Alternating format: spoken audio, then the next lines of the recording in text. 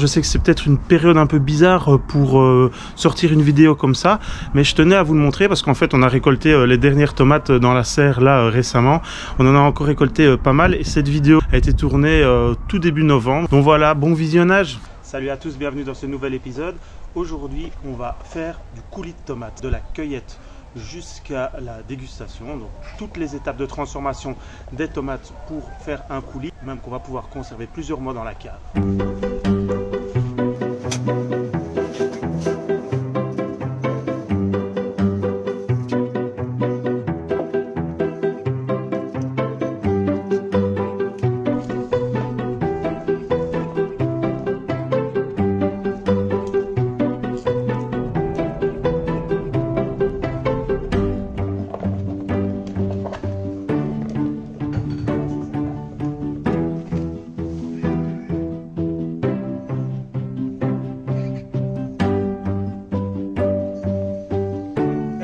On a récolté à peu près 5 à 6 kg de tomates, on va les nettoyer, les équeuter, les préparer et je veux aussi ajouter une courgette que j'ai récoltée récemment parce que ça va bien avec les tomates pour faire du coulis. Alors première étape, on nettoie et on découpe.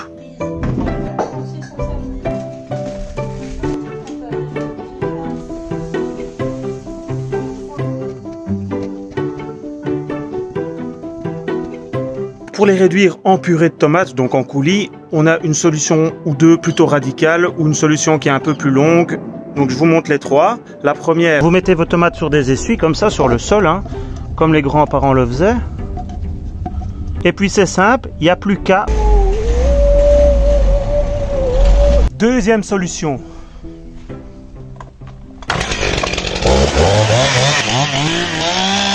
Ou tout simplement la technique du merlin et de la baramine, mais c'est peut-être un petit peu too much pour ce que je veux faire. Donc celle-là, je ne vais pas vous la montrer. On met sur le feu, on rajoute un demi-litre d'eau, la courgette que j'ai émincée, un peu d'huile d'olive, du sel, du poivre, des herbes de Provence et un cube de bouillon de poule. On met à chauffer à feu vif et on met le couvercle. Plus qu'à laisser cuire minimum 30 minutes. Pendant que les tomates cuisent, on va préparer nos petits pots. Alors ce sont des petits pots avec un petit joint. Ça coûte à peu près 2 €, 2,50 € pièce. Ceux-ci font 1 litre, mais vous pouvez les trouver aussi en demi-litre, en 1,5 litre. Enfin, il y a toutes les tailles que vous voulez. Il y a une marque très connue aussi qui s'appelle Le Parfait, qui est vachement bien aussi pour ce genre de conteneur. Donc pour pouvoir conserver le coulis longtemps, il faut évidemment que les pots soient le plus propres possible, voire stériles. Donc pour ça, nous, on va d'abord les mettre au lave-vaisselle avec les joints.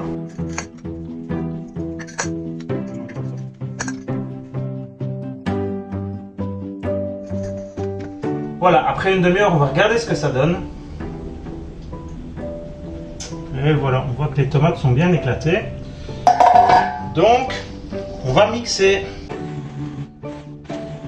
Et voilà, après avoir mixé, ça donne une espèce de grosse soupe, donc du coulis de tomates. On va le laisser refroidir et puis on le mettra dans les pots. Maintenant que mes pots sont bien propres, je vais les remplir. Plus qu'à remettre le joint sur le bocal.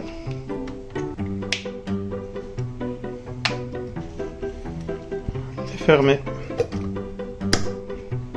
Une fois que les pots sont fermés hermétiquement, on a investi dans un stérilisateur. Donc c'est comme une grosse marmite mais qui chauffe l'eau électriquement. On va les mettre dedans. Voilà, ici j'ai pu mettre 7 pots de 1 litre. Ensuite, on va recouvrir d'eau jusque là et on va le monter à température de stérilisation. Pour les pots de tomates, on va être à 90 degrés pendant environ 30 minutes. Voilà, on met de l'eau à peu près 1 cm au-dessus des pots. Donc on va mettre sur 90 degrés, 90 degrés et une fois la température atteinte, on va laisser une demi-heure.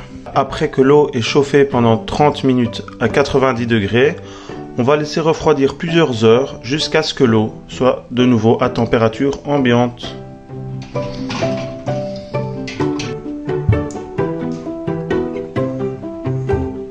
On vérifie juste que l'eau ne s'est pas infiltrée dans les pots pendant la stérilisation, ce qui prouve qu'ils sont bien stériles. Et pour pas se tromper, on note la date dessus et puis on le descend à la cave et on le stocke avec les autres.